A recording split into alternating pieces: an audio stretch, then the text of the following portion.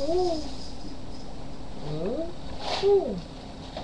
I feel like shit isn't a good enough reason for Raj. Yeah, I feel like shit too, honey. This is part 2. Essentially, you know, the predisposition to become homosexual, bisexual, whatever your sexual preference. Your sexual preference is in your DNA, and everybody that I know, I can't speak for the whole world because I'm not God. I don't know everybody. But I do know a lot of people. Okay, I may not know them directly, but I know them indirectly and otherwise, and people I've grown up with and stuff like that. To where everybody has that predisposition. Everybody, you know, and you know what? There's nothing wrong with that. Okay? Your environment will switch that on for you. And you can either switch it on yourself or your environment will. That's my belief. Don't like it, kiss my ass. You know, I was not born on this earth to make everybody happy. I can only make a small number of people happy every day, and that number will change from day to day. Sometimes it's, hey, I want to make my family happy. Other days it's like, you know what?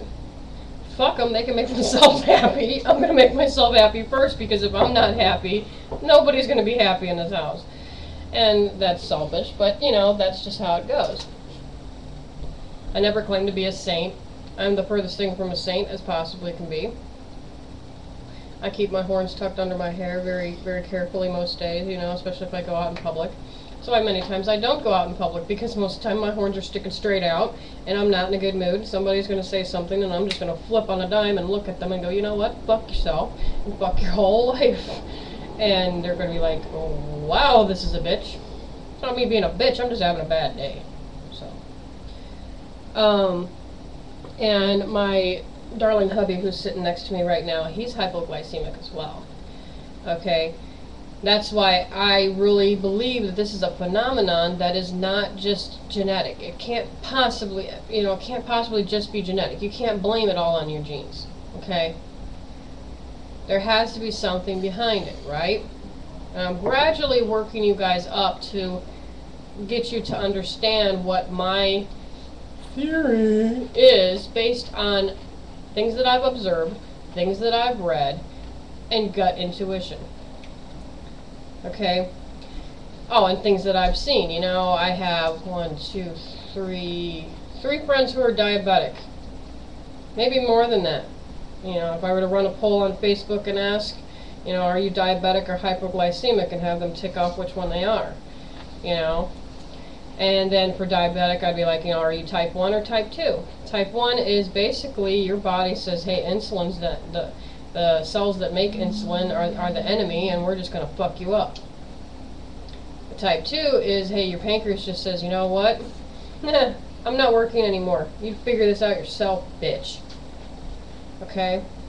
That's the easiest way that I can explain it to you without doing all the medical mumbo-jumbo, because I don't do that shit, okay? I have my doctor talk to me, you know, patient to, you know, human to human, English to English, not any of this, you know, you have, you know, some kind of, you know, you have some illness that causes you to either become overly emotional or overly sensitive at the drop of a hat.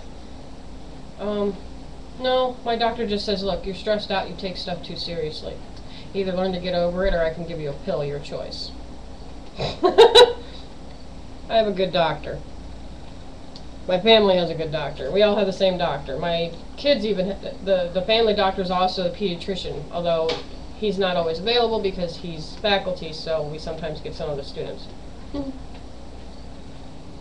That always makes it real fun because I like screwing with them sometimes when I am in there just for a standard checkup, you know, like, I'm here to get blood drawn, but I'm going to give you a little bit of hell. I'm here because I'm bored and I need to amuse myself. And some of them students actually will just be like, you know what, I'll be right back. And they'll come back in with Dr. Jorgensen or some other, you know, doctor there, and they'll be like, okay, what is really the problem with you today? Nothing, I just feel like being an asshole. I'm sorry, I took it out on your student, and I apologize, and please don't hate me. A lot of times they just roll their eyes and they put it in the file, and then Jorgensen either calls me, or the next time I see him, he's all like, you know, you gave my student a hard time, didn't you? Yeah, I did, sure. And he's like, oh, that's funny, but don't do it again. Okay. And then I do it again a couple of months later. So, I mean, it's just, I get bored easily, and I like messing with people because I like looking at the reactions to things. You know, I see life as just this huge comedy sketch. It's the only way I can deal with my stress, is to look at the world as this huge comedy sketch, and then I'm a part of it somehow.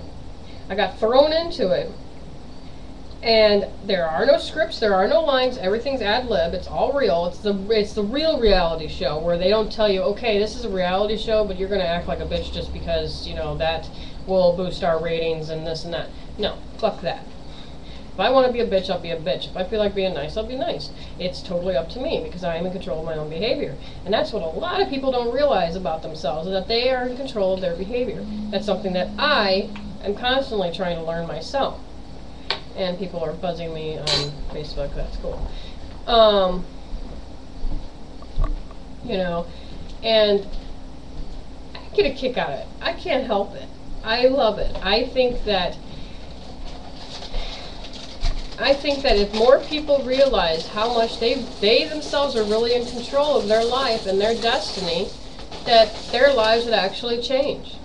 You know, you got the bum on the street. Yeah, he could get a job, but the job market's down. So what should he do? Amuse people around him. I mean, what happened to, like, you know, you go to, like, all these other countries, like Italy, France, you know, tourist attractions and stuff like that. You've got bums on the side of the road. They're not begging for money.